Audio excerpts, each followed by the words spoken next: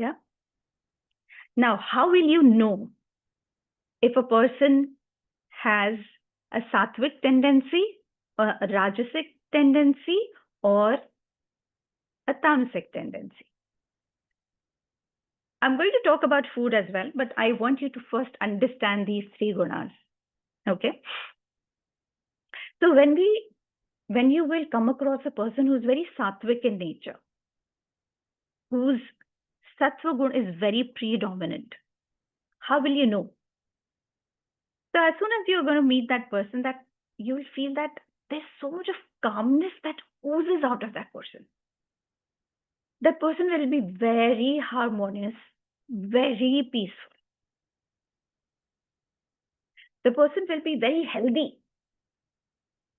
The person's emotional and physical state of mind is going to be very healthy. That person is going to be very cheerful. The person will be having all the abilities to even take care of their own challenges in their own harmonious way. And, that person is going to be very grounded and anchored. That's how the sattva is going to come out of that person. That is a sattvic person. Okay. Now, when we talk about a rajasic person, now, whenever you're going to meet a person who's very rajasic in nature, you will see that the person is going to be very restless. The person will have always a lot of attachments, especially to the material desires. That person will, because when we talk about Rajogun is going to always develop more desires. So when one desire finishes, the second desire is going to come out. That is the kind of a rajasic tendency that a person, whosoever is having a predominant rajogun in that person, it is going to come out of that. Now, when we talk about the tamas or the tamasic person, whenever you're going to meet with the tamasic person, that person will be very dark, will have a lot of negative thoughts, always, 24/7. Whenever you're going to sit with that person, you're going to be very restless. And that person himself or herself is going to be very restless, very lazy, very sleepy, very heavy.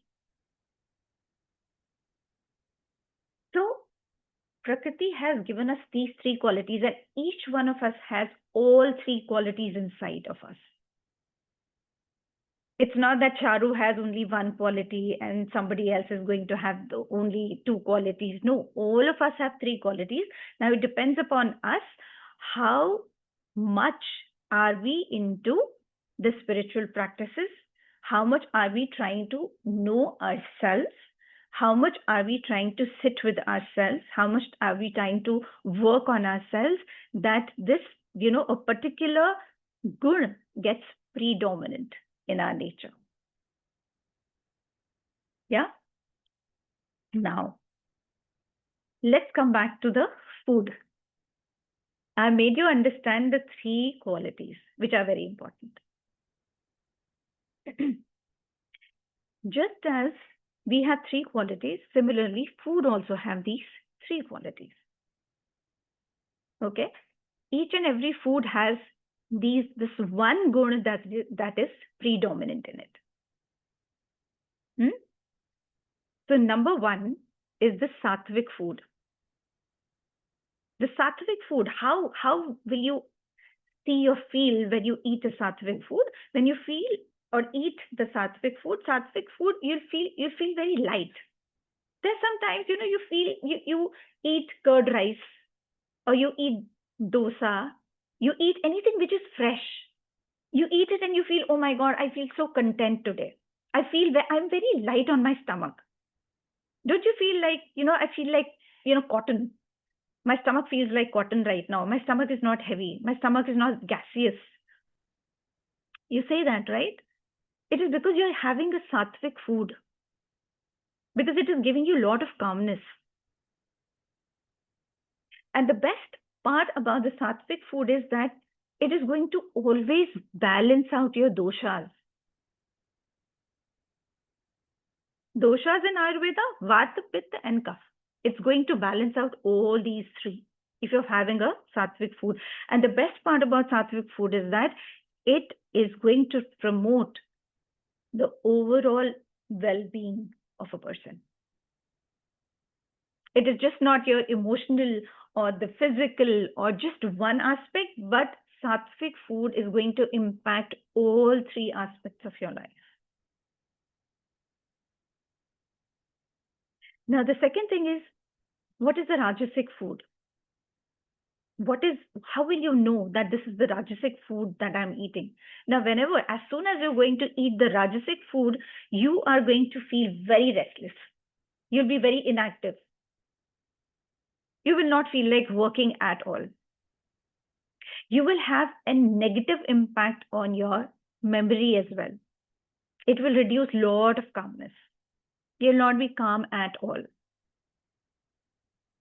And slowly and gradually, when you eat this kind of Rajasic food, like the oily food, the fried food, slowly and gradually it starts, they become the foundation of the other diseases that are going to come into your life. And there will always, whenever you are having the Rajasic food, it is going to always create an imbalance of all these three doshas: Vata, Pitta, and Kapha. Now the third one, let's come back to the Tamasic food. Tamasic food is the one which is very, very unnatural in nature. Now, it is something that is going to create a havoc, complete havoc on physical and mental well-being of anybody. It will create a lot of lethargy. You'll be very, very tired all the time. You'll feel sleepy, laziness, and then it is also going to put a lot of aggression in you.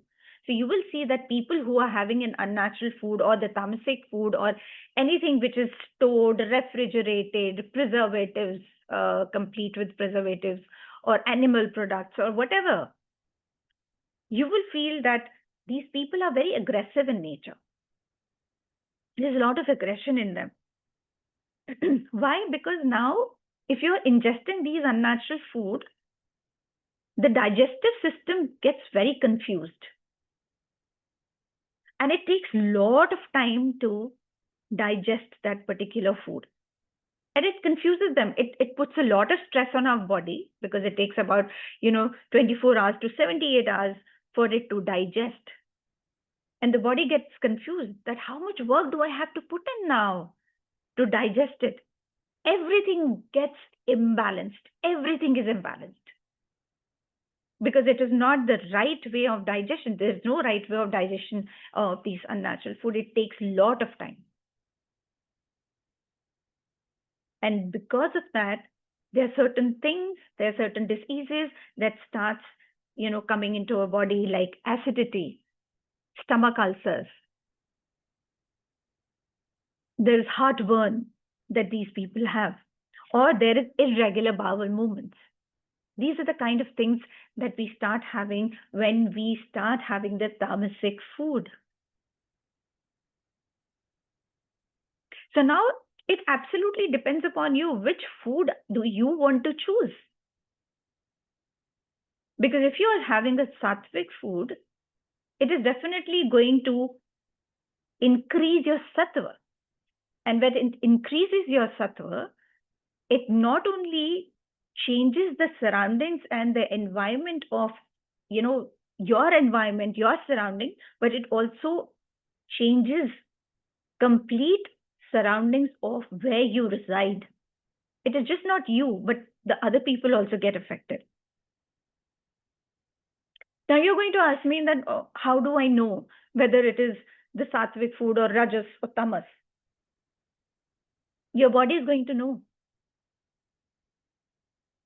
The only thing, you don't have to list out the things that, okay, this comes under the category of tamasic food, this comes under the category of rajasic or sattvic. Your body knows. You need to just listen to the body. What I see is, or what how I do is, you know, I just believe in one thing, that you become what you eat. So when I believe in this particular quote, that you become what you eat, then I'm very conscious of what I'm eating, because I know that if I'm eating this product, I'm going to become this. So I try to not eat something which is being refrigerated for a very long time, something which, you know, has a lot of preservatives. I do not eat that. I do not eat, drink the carbonated drinks. Try to bring more fruits and vegetables in your diet. Try to bring something which is directly coming from Mother Earth, and you are just washing it away and, just eating that, like salads. You can eat rice, chapatis, which are being cooked. Even our Pitama has, you know, put a lot of stress on mindful eating and mindful cooking. Whenever he used to cook here, when he was in the physical body, he always used to make it a point that whenever he was cooking, he was cooking with a very calm mind. There used to be always, he was always in a meditative state at that time as well, which I learned a lot from him. So anything which you're, trying to eat as, fresh vegetables, it will increase your vibrations. And food and water, trust me, are the two things that are going to instantly either increase your vibration or lower down your vibration. They have the capability of doing that. Always remember it, friends. Yeah. So I can give a lot of reasons why you should have plant-based, diet, why you should not have animal products. I can go on and on, because there are so many things that I can talk about. But no, because I don't want, it's like, it's like banging your head against the wall if you will just try to convince anybody, please do not eat this, unless and until that person makes their own choice. That person feels it. Till that time, you cannot tell or convince anybody, because they also are human beings, and they will also come with a lot of logical reasoning that why I shouldn't have this. So unless and until the person makes that choice, that conscious choice, himself or herself, you cannot force anybody. You can guide, but you can't force. Now, the second thing, which is very important, is how the food is being created. The emotional hygiene is very important. Now, whenever we go to the restaurants, okay, so what happens is, what is the basic reason why they have set up a restaurant? Because they want to maximize the profits. Yeah, because they are there, they're selling something, they want to maximize the profit. Yeah. Now, I'm not telling you at all, please do not go do not go outside and eat food. I'm not saying that. I'm saying, if you're even going to the restaurant, try to gauge the energies of the restaurant. Why I'm saying is that there are few restaurants where, as I said, the main intention or the thought behind setting up a restaurant is to maximize the profit. Now, the chef who's cooking is very stressed out, because he knows that he has to maximize the profit of this particular organization. And if he does not do that, then either he will be sacked from the service, he'll be out of that restaurant.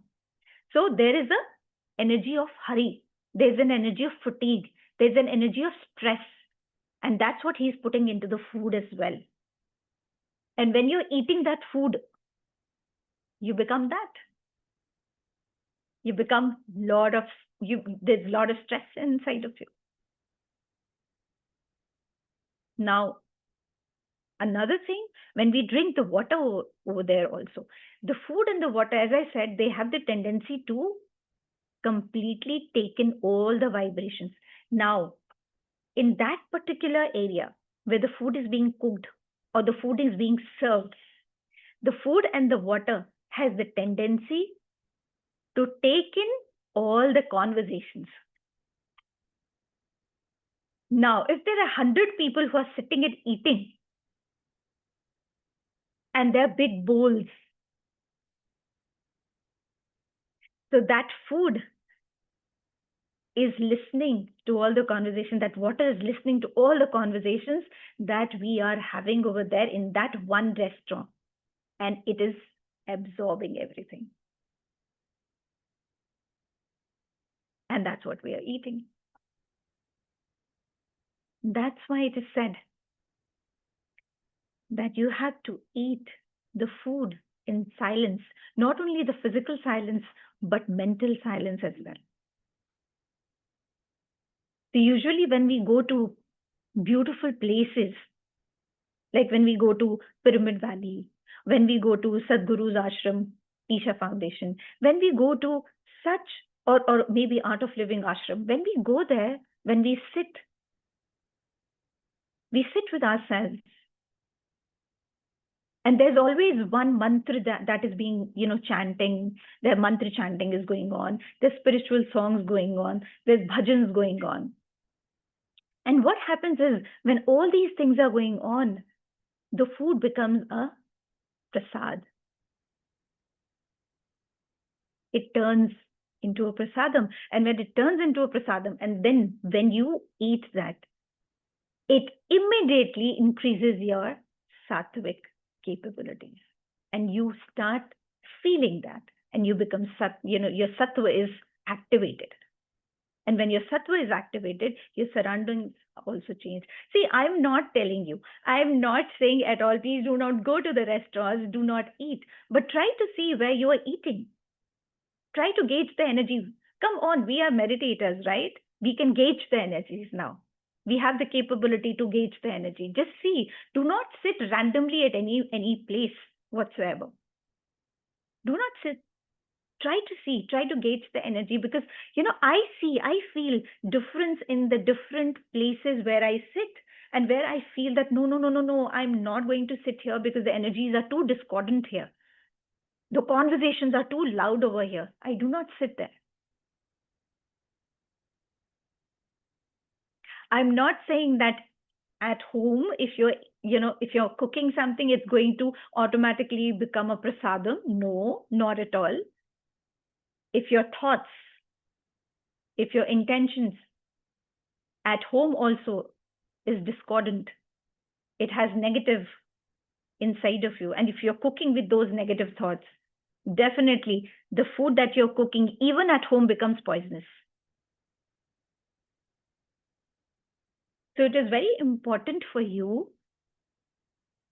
to see that who is cooking the food, where it is being cooked, and how are you eating it. That's how your sattva gets activated. That's how you become a sattvic person. And I'm not saying that only meditators can become sattvic. No.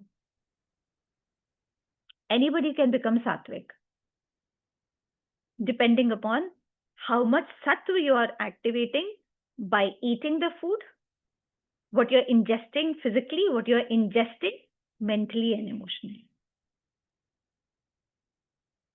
Because food is important, because food is the only thing, water is the only thing that has the tendency to increase or decrease your vibration like this. Now, last but not the least, the mindful eating. Very important, which I've learned from Pitama. Mindful eating is very important. What you're eating is important, but how you're eating is equally important. If you're eating that morsel with hazard thoughts in your mind, it is not going to do good to you, even if you are eating the fresh fruit, vegetables, whatever it is. Even if it's on the plate, if it's not a mindful eating, if it's not a conscious eating, if you're not being with the food, if you're not being mindful of what you're eating, it will make no difference. No matter how healthy and balanced diet you will take, it will not impact your body at all in a positive way. Be mindful of what you eat. You have to sit with every morsel, which I have learned from Thich Nhat Hanh, the monk. Sit with every morsel of food. Meditate with every morsel. Just try to feel the texture. For longest of the time, I didn't know that roti tastes sweet. When you take a chapati, when you take a morsel of chapati, it is sweet in nature, because I never understood this. I used to just eat everything in a hurry. For the heck of it, khana hai, kha lo, khatam karo. I never knew that it tastes sweet. It has a sugar in it. So when I started understanding these concepts, I was able to enjoy the food that I used to eat. I used to first, finish the food in 2 minutes. Then I started taking some time to finish it. I used to always have this affirmation that whatever I'm eating, it's very healthy. It's taking care of me, my overall mental well-being. So I used to affirm along with whatever I used to eat and drink. That really helped me a lot. So if you're doing this, see, it's very easier said than done. It's very easy to point out fingers at the people that, hey, they are ingesting the unnatural food or they are having non-veg. But if you are having the vegetarian food or the plant-based food, are you eating that food in the way you are supposed to? Otherwise, you are, I would say, no less than those people who are having the unnatural food as well. To try to eat something which is fresh, but when you are eating it, always be mindful of what you are thinking at that time and where you are eating. If you're eating at home, it is important that how the surroundings of your, how your surroundings are, who's cooking the food, how that person is cooking. So if you are cooking the food, make it a point that in the morning, during while you're cooking, either you are listening to a positive podcast or you have the mantra chanting going on. You know why? I'll tell you why. It is not just you who's going to get benefited out of these spiritual songs or the mantra chanting or the positive podcast.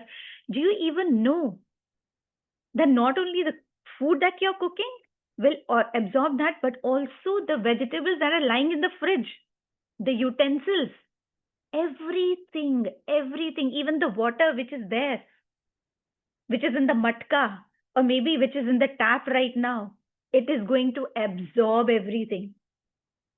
So if you are eating, drinking, everything, or if you are doing all these things, the spiritual songs and mantra chanting, Om Namah Shivaya, or anything that you have put at that time, or the music, the beautiful bhajans, or beautiful spiritual songs, or maybe, enjoyable songs, the songs which are bringing joy in your life and happiness in your life, it is going to make the vegetables also happy, the fruits also happy, the water also happy. And when you do that and when you eat it, you will feel happy. So it is just not you. It's the entire kitchen who's going to be happy with you.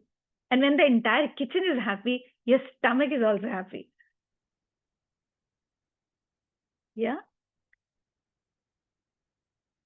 So that's what it is. That's why it is important that what you eat, you become.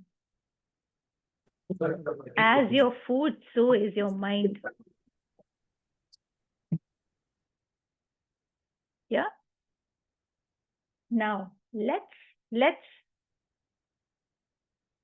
listen to this short, you can say a story, maybe just 2-minute story, which I always say, because it's the last session of the series, so the last story that I'm going to, tell you. It's about, again, how we transform ourselves. So just close your eyes for 2 minutes and just listen to this beautiful, beautiful, you can say the quote or lines or the story. Now, a teacher once entered his class holding a glass of muddy water. The students looked puzzled. He placed it on the table without saying a word. Time passed, and slowly the dirt settled at the bottom, leaving the water clear at the top. The teacher finally spoke.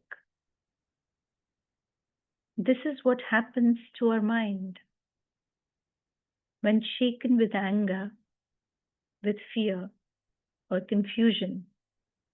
It becomes cloudy. But if we learn to be still, if we learn to sit quietly, the dirt of emotions will settle and clarity will come by itself. So what is it that we learn? Then transformation doesn't always require effort. Sometimes it comes through stillness.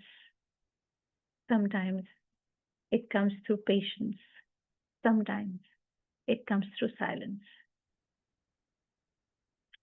What do we learn? If we really, really want to self-transform, see, I have told you so many techniques. I have talked about so many things in this series. But sometimes it is important that you need to be still. You need to be meditative. You need to sit with yourself. You need to understand yourself. And that's the first step that you're going to take towards the self-transformation.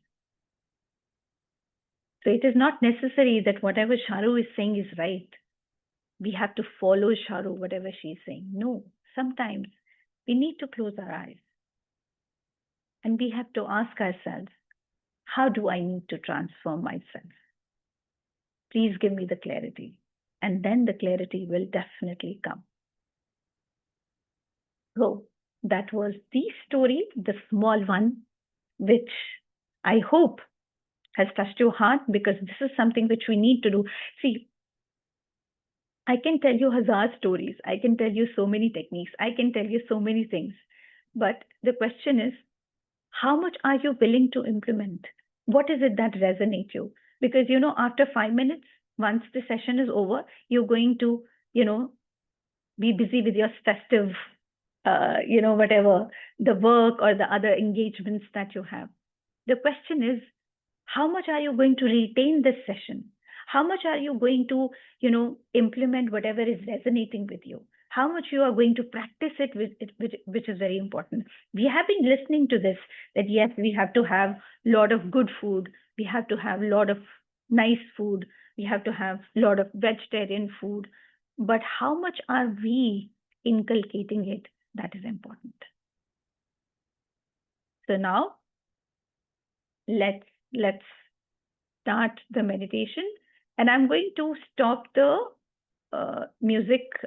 stop the recording right now, because the meditation music that I'm using, it's not no copyright.